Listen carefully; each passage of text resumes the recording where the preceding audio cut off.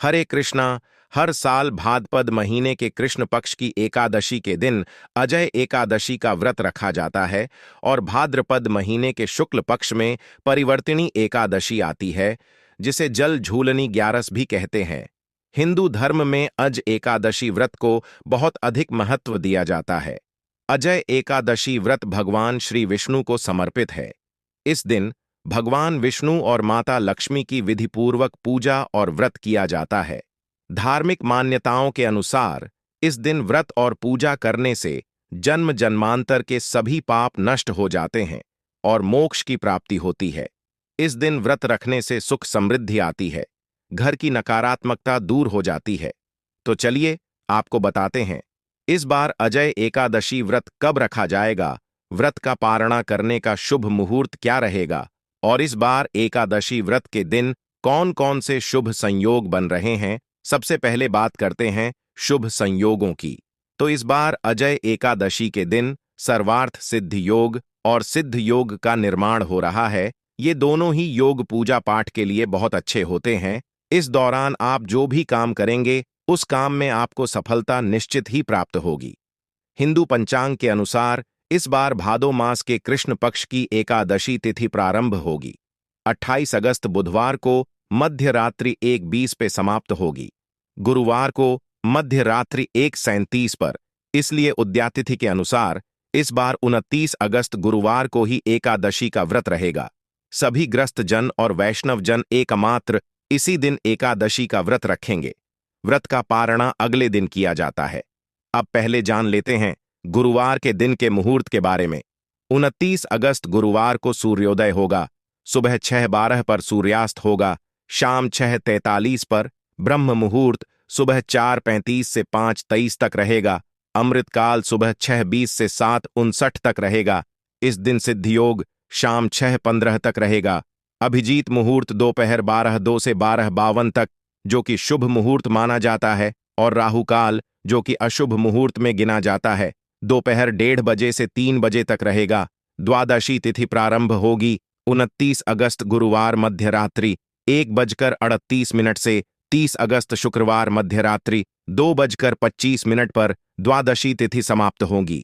द्वादशी तिथि के दिन यानी 30 अगस्त सर्वार्थ सिद्धि योग भी बन रहा है और सर्वार्थ सिद्धि योग 30 अगस्त को शाम 4:39 से अगले दिन सुबह 5:58 तक रहेगा। हर साल भादो महीने के कृष्ण पक्ष की द्वादशी तिथि को ही गोवत्स द्वादशी का त्योहार भी मनाया जाता है। कहीं कहीं पर इसे बछ बारस भी कहते हैं।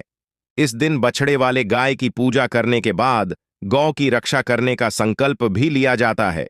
गाय को हमारे हिंदू धर्म में बहुत पवित्र माना जाता है और माता मानकर गौ माता की पूजा की जाती है और गौ माता भगवान श्री कृष्ण को अत्यंत प्रिय होती है। ऐसे में जो भक्त इस दिन गौ माता की पूजा करते हैं, गौ माता को गौ ग्रास देते हैं, गौ के साथ बछड़े की पूजा करते हैं, उन पर गौ माता के साथ साथ सभी 33 देवी देवताओं का आशीर्वाद और भगवान श्री कृष्ण का आशीर्वाद भी सदा बना रहता है। इसलिए आज के दिन आप गौ माता को हरा चारा, रोटी, गुड़, चने की दाल या मौसमी फल अवश्य खिलाएं। गौ माता का पूजन करें और गौ माता की परिक्रमा भी करें। 30 अगस्त शुक्रवार को सूर्योदय होगा, सुबह 6:12 पर सूर्यास्त होगा, शाम 6:42 पर ब्रह्ममुहूर्त सुबह 4:36 से 5:24 तक रहेगा।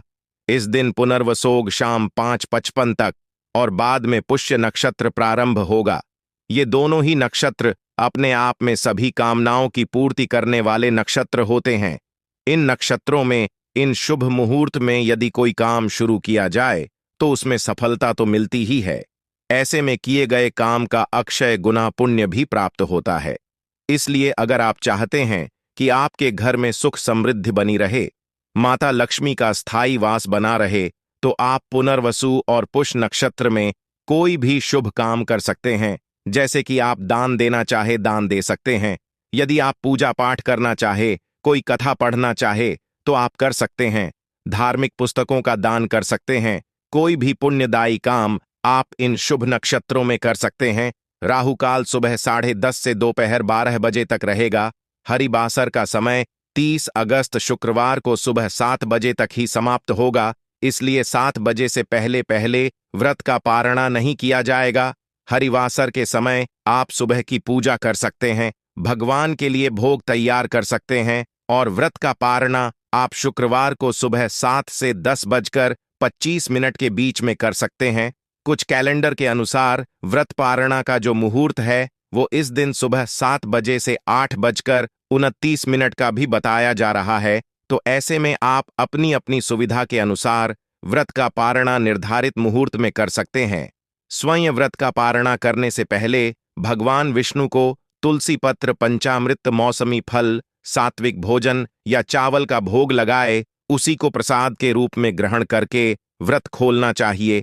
एकादशी के दिन तामसिक भोजन के सेवन से, अन्न या फिर चावल और चावल से बनी वस्तुओं के सेवन से भी बचना चाहिए। तो दोस्तों, ये थी आज की वीडियो। धन्यवाद।